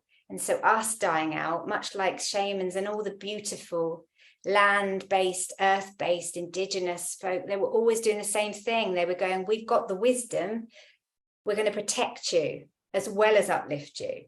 And so that is, a big reclamation, taking back that magical lineage for the good of all. Beautiful. You said so many things. I know that we're almost done, but I actually don't have a hard stop for you. Because what is next? So I want to ask like kind of like in your own words, like what is high magic? But I think before then there's like something that they're kind of like wanting me to kind of help people understand. And I think that, we've been talking about these fallen systems, and I also feel that as we're talking about these fallen systems, the opposite exists. This template, I think of it as almost like an Edenic template. Like it's almost an immaculate template of reality. And the thing though, is that most of us in this 3D world, we've never seen that before, at least not in this lifetime. And so if we are here building this new earth together, I think that's like a question. I mean, like, I think maybe it might be something to pose to spirit. Like, how do we, it's like we collectively dream this immaculate future, this more, this Eden once more, when we've only really known these fallen systems. And something else that was kind of coming through, it was like, there are so many beautiful things that you share, but I thought of, we were talking about like all the fallen systems, I thought about just like the news. I thought about the news and people, like when they think of the world, like that's what they think it is, because that's what they see on television. So they have a completely perverted, twisted understanding of what like life actually is. And so that's my bigger question, is us all, standing together on this collective life stage. How do we create this higher magic when so much that we see around us is the fallen system? Beautiful question. Thank you for reweaving that. And I will say two things, that shamans are the dream weavers. I've been working with dream weaving for quite a little while, and my last play is called Dreams Beget Reality. And so that play is set up to show you two timelines, the dystopian and the utopian, so that we can see it clearly and make the choice. And you're so right, we lose the utopian, the higher path, because we're so entrenched in this dystopia. And the agenda is driving that dystopia through the news and through that energy, fear and war. And, it's awful. This exists. I get it. We can't bypass that reality, but we want out of it. None of us None of us human souls want that reality. I've never met anybody. I know people say psychopaths exist, and I get it. There's people that don't have souls here, but none of us human souls want that reality. Or I've not met them. So yeah. So this utopian thing that we want to aim for, I can't do with words. So if you're happy, I'd ask everyone to like close their eyes and just drop in. So it's just going to take a couple of minutes. Ooh, okay, my hands are activating. And if you can, and you feel comfortable, hold your hands out. So like we're doing that cyber circle. When I've got so much energy sending in my hands. And we've said a lot, so I want you to take a breath and drop into your heart. And you'll notice there's an energy vortex running from each hand if you've got them open. And it keeps the heart open, so you're stretching open, but also imagine the hand of everyone that's here and that you're holding that hand, and holding that hand, and the next person, and there we go. We're all adding energy into this circle, and we're standing together. And then we're going to ask for the highest soul self to step center stage into the circle and show us the dream. And I'm going to go quiet for a moment while you all remember that you're telepathic. Remote viewing is mind reading, soul reading. It's quite an advanced skill, and it comes from Egypt. And we all have it in our DNA codes. It's the divine human template. And so just see your highest soul self in the middle of that circle, showing you your dream of the new reality.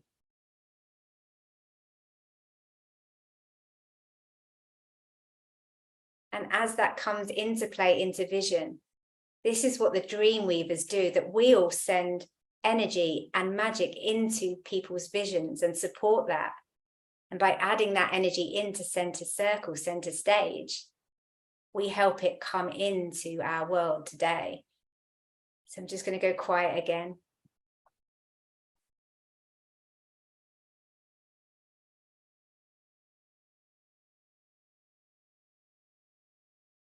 Okay, they're wanting me to just bring in a little light language to add to that.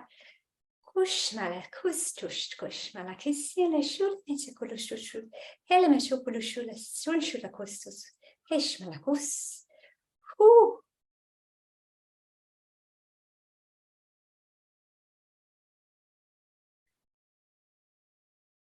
And because you're at home with your sound off, and please feel free to say this in your mind or command it with your voice, you can just speak that dream into that circle and use command magic. I wish for the earth to be like.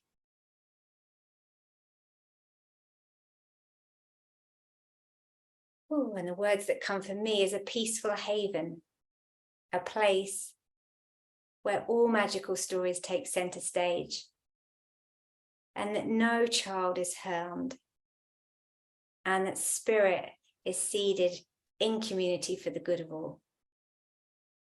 That's my dream.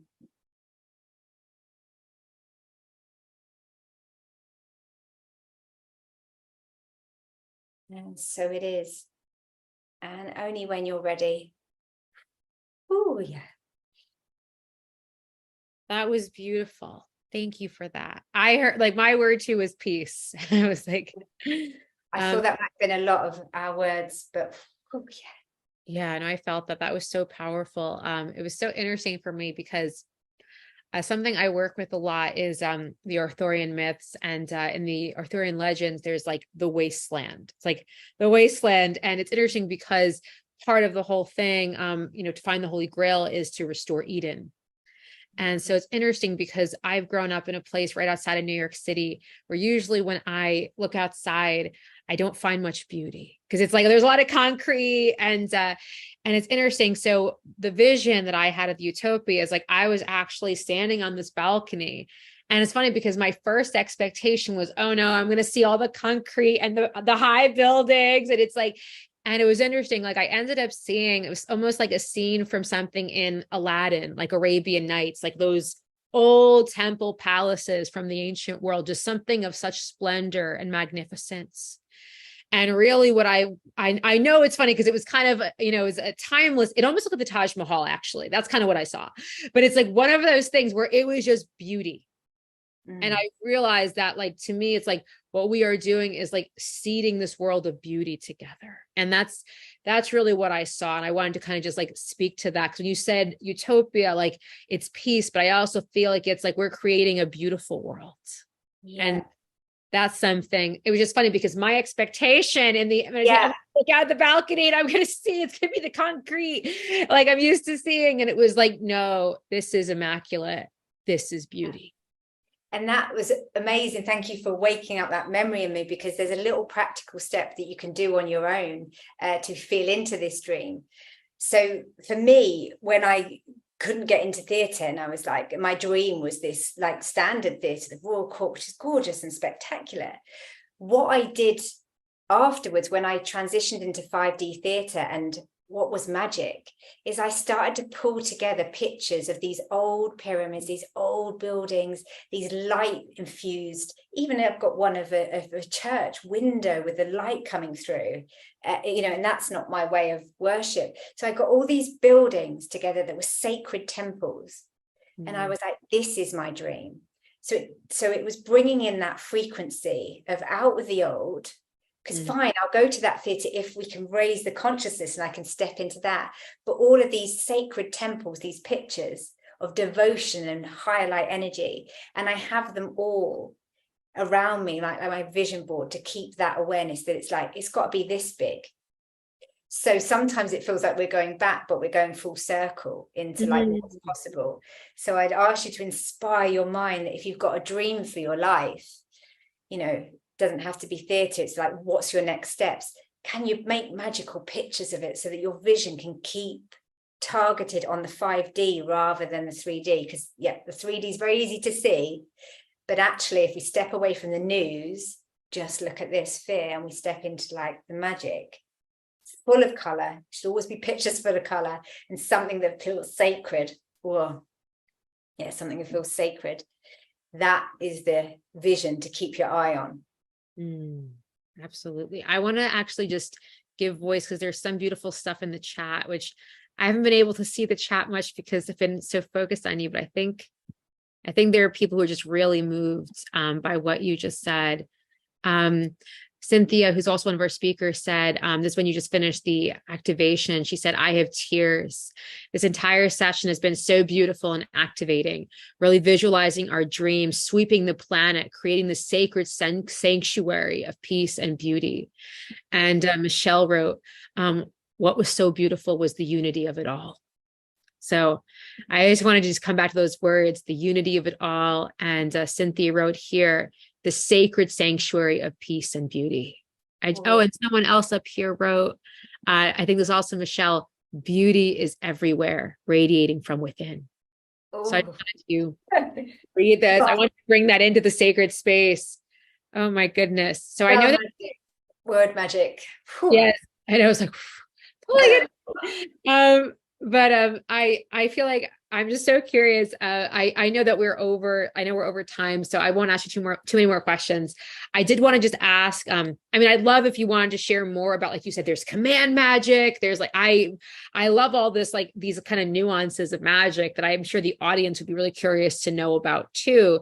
But I think my big question is, what in your mind is high magic? Because I remember when I first approached you, and this might be a good final question, unless like spirit is like, give them more. Like I said, there's no hard stop for you. But I think it's funny because I remember coming to you and saying like, oh, can you talk about high magic? You're like, my whole life is like, it's high magic. And so that's why I just would love to, it's funny. I think with most people, I opened with like, what is magic? And for you though, like, I just really knew that I was going to ask you, what is high magic? And I thought it'd be at the beginning, but it seems to be here at the end. So yeah. So like my soul's trying to show me like loads of things. So for quite a bit of my life, I was working with folk magic, which they call low magic. And I want to really respect the low magic, because low magic is like working with herbs and spells and potions and protection and healing energy. And it's a very community magic that comes from the cunning folk and the healer witches that I've been working with a long time. But then it's like my soul said, you have to reclaim the high magic, which I've possibly been avoiding because there was the demonology part of it. There was the working with angels, and I'd understood that some of that is fallen consciousness. So I was a bit resistant to it. There was the occult lineage that runs through theatre and everything in the world. So I was like, and the astrology and, you know, everything. So it was quite a thing of like, I don't get it. That's too much. That's so many realms. But really, what I realized was that you have to work with magic in your life, because otherwise somebody's working with it for you. And what I mean by that is when I was first trained in angelic Reiki, I went on to the second level and she was like, are you ready for it? And I was like, well, yeah, can't wait. But she was like, yeah, but you're going to become a master. And what that means is whatever frequency you hold is going to animate.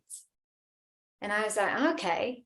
What I didn't realize at the time was all of those limits, those self-doubts, those ways I harm myself, corrupted and went bigger and bigger and bigger and bigger. So I had to face bigger shadow, you know, that I'm not good enough voice went massive. And it was like into self-hatred. So everything got amplified, because that is what true magic does. It just shows you something bigger and it animates it and adds to it and adds to it and adds to it.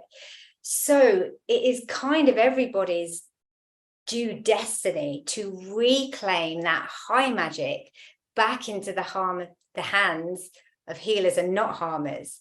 Because even if that's you that's harming, any way that you're doubting or putting yourself down, or even if it's the bigger paradigm of harm, we need to put that alchemy into it so that it's manifesting for magic and for good for you and everyone else around you. So high magic is working with everything, the entire cosmos, and not just the planets. Beyond that we are this absolute huge multiverse, and realizing that the synchronicities and the magic happen in life because we're tapping into a frequency we didn't even know existed, because we weren't taught that in schools or anything else. And I think that is sacrilege in itself.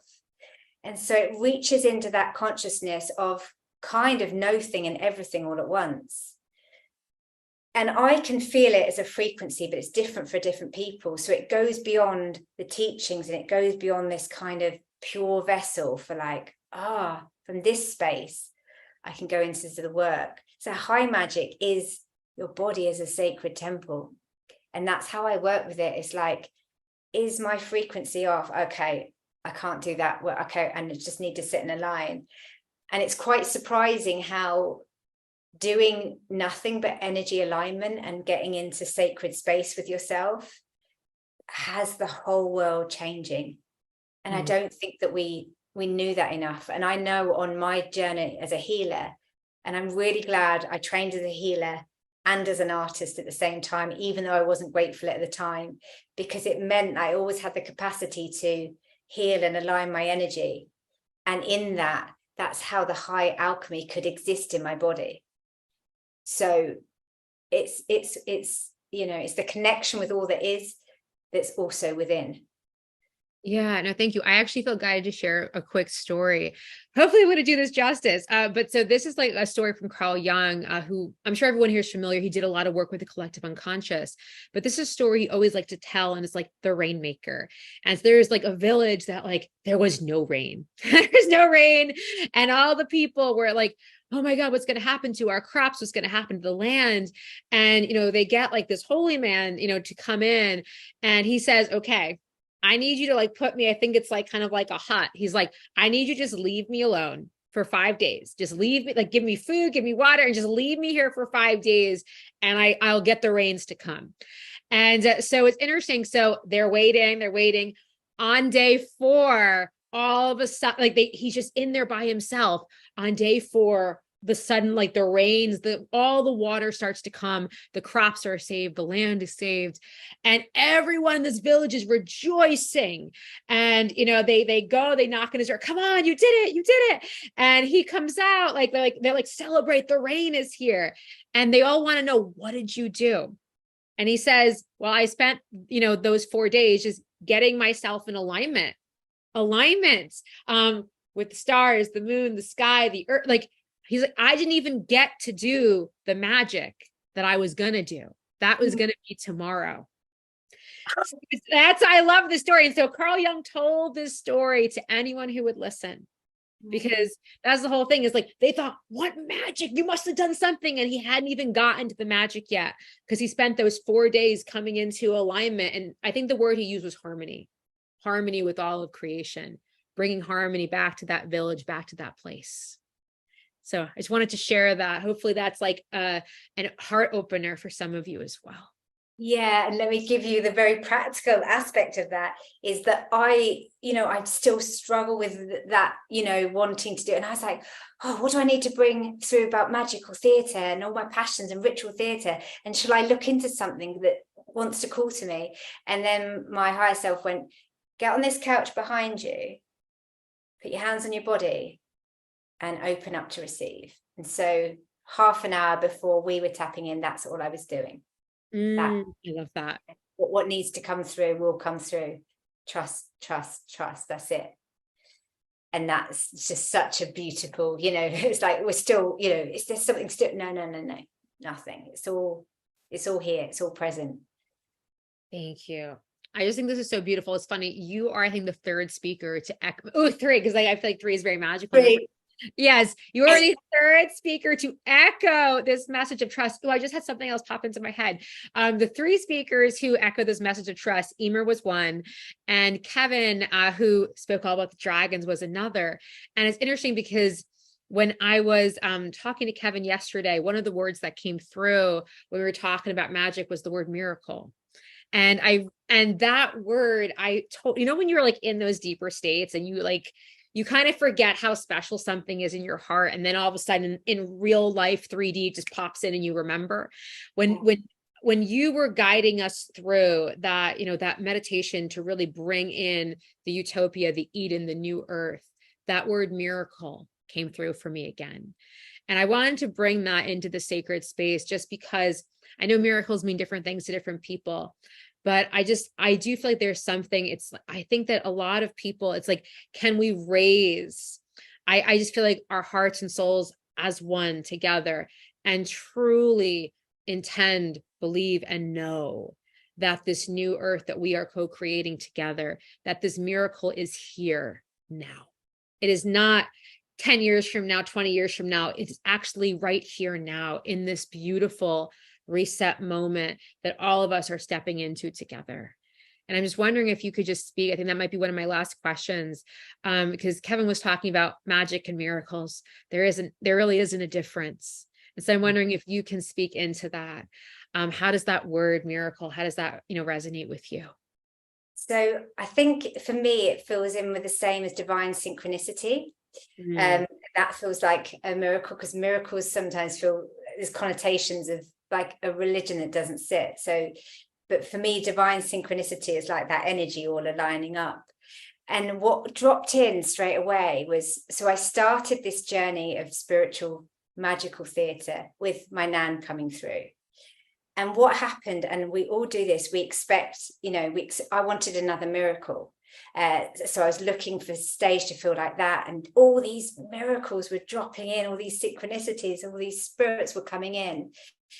And it was like, but it wasn't that. And so when I lost my dad, lost, never lost, I went back to my training to try and find him, because I thought if I could do the same thing I was doing in that rehearsal room, my dad would walk in the room and I would get my miracle.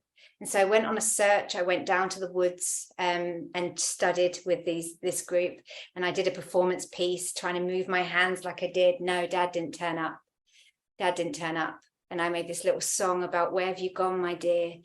Trying to get my dad back. I was like, I'm a medium. Where are you? Where are you? Can't you walk in the room and tell me you're okay now? And then I went to the witches event and I talked about the karmic journey I had with my dad and coming out as a witch and a medium. And then I drummed for everybody else to give them a taste of it. And then right at the end of the talk, this girl said to me, there's this man that sat here the whole time with a bald head and dark skin. Do you know who that is? And I just went, oh, it's my dad. My dad. And I just started to cry and try and hold it together because I was hosting it. She said, well, that makes sense. All my family's, because I said, you always got dark skin because it's Italian. I know I don't look as Italian as him, but we're Italian. And she said, oh my God, all my family are Italian in spirit. Oh my God, that's why he's over here with him. And we like just laughed. And so I got that miracle, you know, I got that miracle, and you keep getting the miracle, but it comes in ways that you least expect it. And my dad's now saying to me, I've got to see you on stage, kiddo. You knew I would. Ah, I love you that. know, so it keeps giving, the gift keeps giving when you keep stepping into your path that sometimes doesn't feel like your path. And then it, you know, and honestly, that moment I shared at the witches event afterwards, I was like, I got so much more than I came for. I got to tell my story, perform my story, and I got my dad to witness it. Like, that's, you know, I didn't take that lightly. That's no small miracle. No, I love that, because I think sometimes kind of what's coming through is, I know a lot of times we talk about like these bigger dreams that we have for humanity, or I like to even go beyond humanity. In the beginning of this whole event, I was also calling in for the animals. I was like, the animals and the plants, and because I feel like it's all of it. But one thing I feel though is that these personal miracles, I think that we human beings, we are very personal creatures.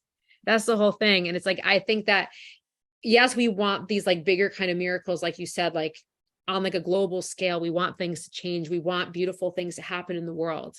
But I think that there is something so precious, truly, that's the word that comes through, about these miracles that like really it's like spirit's gift to us, that those things that touch us in the heart in the way that nothing else will. And like what you just said, like your dad, like being there for you, like, you know, seeing you put on these plays. And I am also guided to kind of what I brought back earlier when I was kind of made to watch The Bishop's Wife. And then I don't know why I'm watching it. And there is like my grandfather's brother, his name as the main screenwriter, you know, like, and it's like these moments that touch us. And I think that part of why we're here in human form, we are here to be moved. We are here to be touched by things of great beauty. And going back to storytelling, that is part of the gift, the sacred nectar of storytelling. It's not like, yes, we want the soul activation, but what about those little moments that touch us on such a deep level? Like those little moments of tenderness. And that's really what I want to also bring into the space, is I feel like storytelling is vast. It can be something like Lord of the Rings, which is an immense story. But even in that great story are so many small, tender moments between characters, between people.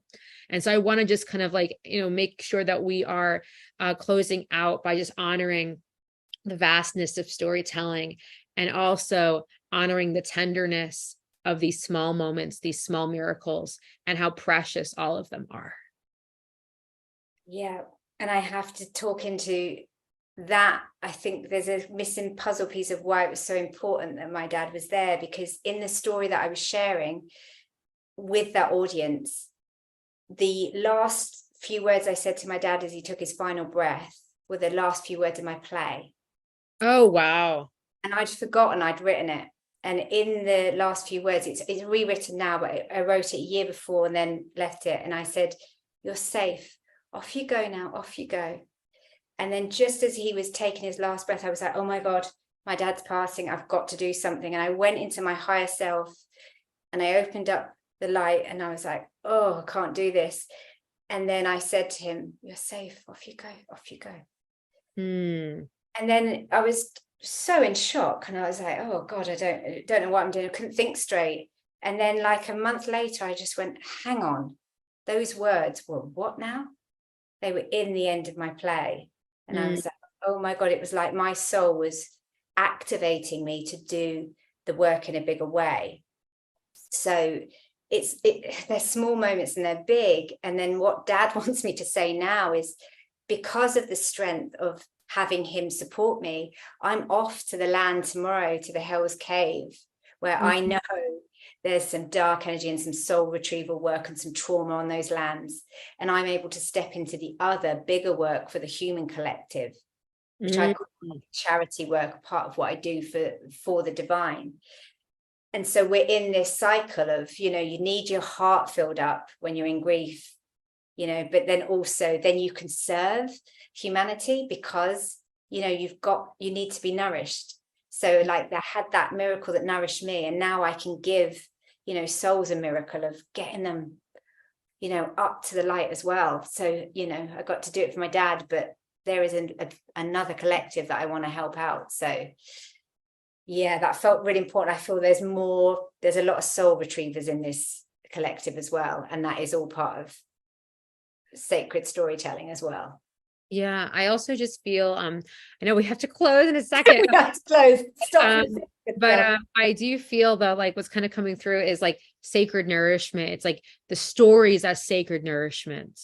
And I was just thinking, I do a lot of work with like the Celtic bard. I guess I shouldn't even say the Celtic bard. The bard is universal. The bard is like in all different cultures.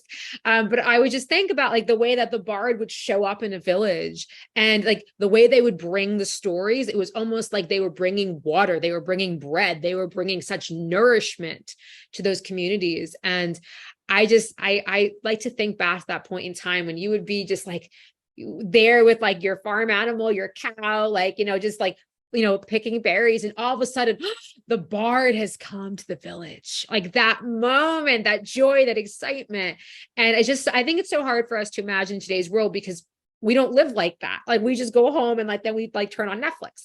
But I'm just saying, in that time, the storyteller, the joy, the nourishment that they brought to those people, and the storytellers would like give people the will to go on, the remembrance that life was beautiful. And that's why I feel called to kind of, make sure that I'm bringing the bard into this space, but also just really elevating storytelling to its rightful place, its true place of honor. Because I think you opened by speaking of, theater, like, stories are meant to be spoken. That whole, the oral art of speaking them aloud. And so I feel like with the bard, it's that same thing. Like the bard came in telling stories of mirth, stories of sorrow, stories of mirth, all different stories. And yet at the end of the day, it's all feeding the human soul. And so that's really what I want to kind of speak into this space, is that like that divine nourishment that we receive, even like you and I sharing our stories. We share these with the intention that they provide divine nourishment for everyone listening to this. And also my feeling is that everyone who's listening to this, for you to remember that your stories are powerful. Every single person here, even if you don't identify as a writer or storyteller, you have a story and it is powerful. And there's probably someone who really needs to hear it. So that's one thing I want to say. Cheryl, do you have any final words or anything else that you feel really called to share with the audience? Yeah, so I kind of want to say the sacred bard was always here. And that's the guiding spirit to go, tell me what I need, what do people need to receive? That's the whole way I channel. And you've been doing the same thing, like reading my cards, going, what do people need to hear today? And so, I think we do it in so many forums, and this High Magick container has been about speaking the bard's storytelling into existence. What do people need? How do we heal? And I actually, and it's so beautiful to come around full circle, put together a soul story activation workshop for this in particular. And the reason I did that is about your soul story being the hero's journey and how to tap into that soul story, because everyone has a soul story to tell, and it does not matter how you tell it, whether it's you're speaking to your friends, or you have a platform, or you have a YouTube, or you're writing plays, or you're actually just speaking in a group of people. These are the sacred stories, but the important part when they're from the soul is that they are a level of truthfulness that maybe we've lost in this dimension, where people aren't speaking the soul's truth.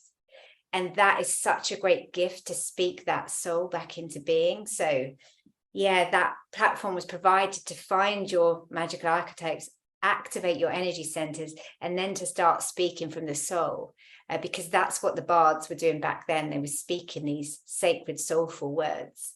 And that's what we can do in any forum. And I feel that's what we've been doing here today. So thank you for letting the bard magic weave through us.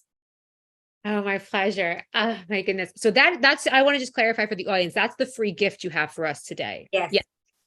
Because it was so funny. I suddenly was like, I think the message is that they all have a story. And you're like, actually, yes. Yeah, I was like, why am I doing that? And it was like, yeah, you've got to get everyone to activate their soul story, which is how I'm doing it very much. I've just been working with spiritual writers. And what I realized working with them is that lots of people stepped in that aren't even writing books, writing stuff. It's like everybody's going, of course. I mean, it's obvious to me now, everyone deserves their soul story. Like, it's important for all of us to reclaim it in our storytelling. I mean, they talk about it in like marketing, you need to know your why. We're way beyond that. You need to know what you're doing on a soul level and why you're here, and the true work, so your soul can step center stage. So yeah, it's a new part of how I help raise the collective. It's like, know your soul story. I love that. Okay. So I feel like it's always so activating to be in your presence. This has been such a pleasure and such a joy to connect with you. I'm sure it will not be our last time. Yes, we're weaving. We're magical storytellers, for crying out loud. But I just want to like really presence is like the first event of mine you've appeared at. But it's interesting because I've known of you for a long time, and for some reason I think that for some reason this was just supposed to be the catalytic moment. And I'm not sure. I'm very excited for what we will continue to weave together, but I think it's just very exciting because I feel like what I want to say is humanity is ready for another kind of story. And I really feel like that's why it's almost like it's all the divine timing. It's like the story. Oh, that's one that we were going to talk about. It's like, I feel like the storytellers are uniting. That's what I think. That's what we're supposed to share. The storytellers uniting. And we talked about the fallen system of Hollywood, that kind of cutthroat culture with like, it's like all those kind of like shark-like energies. And I don't even want to say that because I don't think sharks are bad beings. I like the sharks. So we're but it's like, that's the whole thing, is this not just the actors and actresses on stage, the storytellers. We are the ones that we have to reclaim this art of storytelling in its soul truth, in its divinity, in its light. And I really feel that that's part of my message, part of Cheryl's message here. It's that storytelling changes lives. And we all know this. We know this because since we're little kids, when we're like in first and second grade, we're there reading these books and they touch us and they move us in ways that we can't understand. But then over time, it's almost like sometimes we become numb to it. We become numb to the beauty, the magic of stories.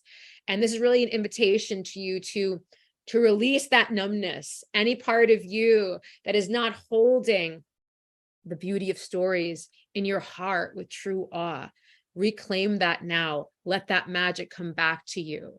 Because in these stories, whatever stories you are guided to, there is your sacred medicine.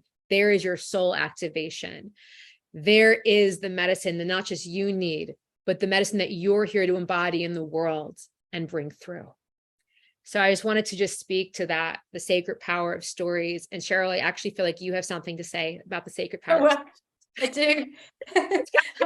Oh, what? Stop sending me stuff.